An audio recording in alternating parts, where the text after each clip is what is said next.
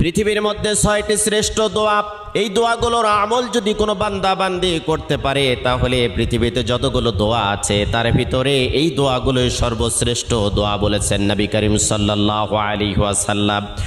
কোনো বান্দা বান্দি যদি যতই বিপদে থাক, কষ্টে থাক, দুর্ভিক্ষে থাক, উৎকণ্ঠার মধ্যে থাক না কেন, সকাল থেকে সন্ধ্যা পর্যন্ত যদি কোনো বান্দা বান্দি দরুদ শরীফের আমল করতে পারে, রাতের বেলা যদি দরুদ শরীফের আমল করতে পারে, হাজারো অশান্তির দাবানল থেকে আল্লাহ রাব্বুল আলামিন শান্তি দান করবেন।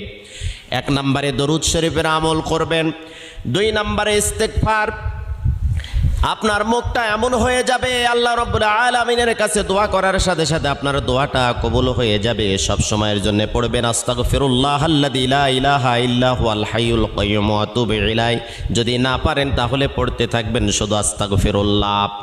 3 নম্বরে আপনি পড়বেন ইয়া যাল জালালি ওয়াল